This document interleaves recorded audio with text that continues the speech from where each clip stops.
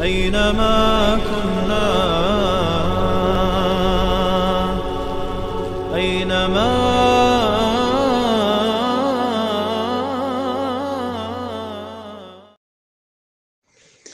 بسم الله والحمد لله والصلاة والسلام على رسول الله. أما بعد، السلام عليكم ورحمة الله وبركاته.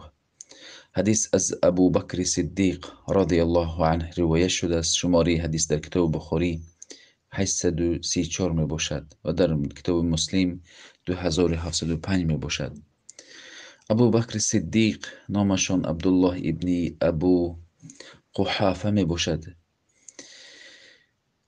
مایه فخر بزرگواری ایشان بسیار است. منقبه شرفی ابو بکر صدیق در کتاب‌های اهل سنت وارد شده است. روز پیامبر صلی الله علیه و سلم گفتند همه درهای اطراف مسجد مدینه را محکم بکنید و مگرم که در ابو بکر را باز بکنید. شرف هجرت ابو بکر صدیق با همراهی پیامبر در قرآن ثابت شده است. زمانی که مشرکان مکه پیامبر را اذیت میداد، کسی جرأتی سخن کردن نداشت، اما ابو بکر صدیق میگفتند که آیا شخصی که الله یگانه است میگوید شما او را به قتل میرسانید. جرمی این شخص این است که الله یگانه است میگوید شما او را میخواهید که به قتل برسانید. ابو بکر پیامبر را دفاع میکردند. وقتی که پیامبر صلی الله علیه و سلم گفتند الله مرا اختیار کنانید، من اختیار کردم. یعنی مقصد پیامبر این بود که الله به پیامبر گفت که آیا تو داری دنیا را میخواهی یا آخرت را میخواهی؟ اگر آخرت را میخواهی من ملک الموت را فرستم تا که تو به نزد من بیایی. ابو بکر صدیق گریه کردند که پیامبر صلی الله علیه و سلم از این دنیا نزدیک است که بیروند به دار آخرت.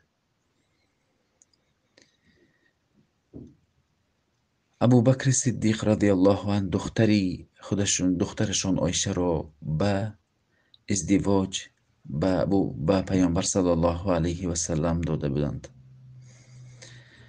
وقتی که عمرو ابن عاص از پیامبر صلی الله علیه و سلم پرسید محبوب ترین شخص در نزد شما کی است ای رسول خدا؟ پیامبر گفتند ابو بکر محبوب ترین شخص است. سپس عمرو ابن عاص گفتند که سپس کی هست؟ پیامبر گفتند که دخترش ابو بکر، دخترش عایشه می باشد. دومین شخصی که محبوب ترین شخص و دوست داشته ترین شخص این عایشه دختر ابو بکر می باشد.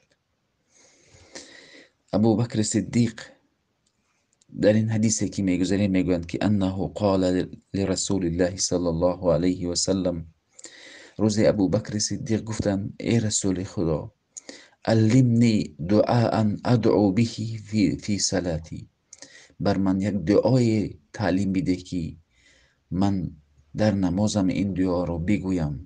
ببینید ابو بکر صدیق چگونه شخص بودند.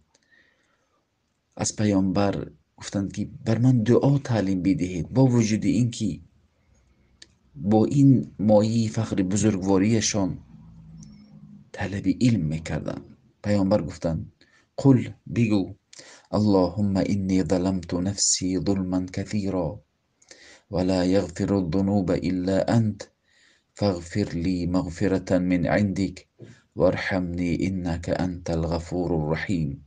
بگو بار الها من بر نفسم ستم کردم، ستمی بسیاری کردم و گناهی مرا کسی نمی بخشد مگرم که تو، پس مرا مورد بخششت قرار بده، مرا از نزدت مغفرت بخشش بسیاری قرار بده و مرا مورد رحمت قرار بده و تو بخشنده و مهربان می باشی. پیامبر صلی الله علیه و سلم گفتند این دعا را بعد التحیات، بعد صلوات بگو در نمازت. ابوبکر صدیق نه آنقدر گناهگار بودند، با وجود این پیامبر گفتند بگو که تو بگو بار الها من بر نفسم ظلم بسیاری کردم و مرا مورد بخششت قرار بده. کسی گناهی مرا نمی بخشد مگرم که تو، پس مرا مورد بخششت قرار بده از نزدت و مرا مورد رحمت قرار بده، تو بخشنده و مهربان می باشی. باید مسلمان برادرها این دعا را حفظ بکنیم و در نماز بگوییم. السلام علیکم و رحمت الله و برکاته.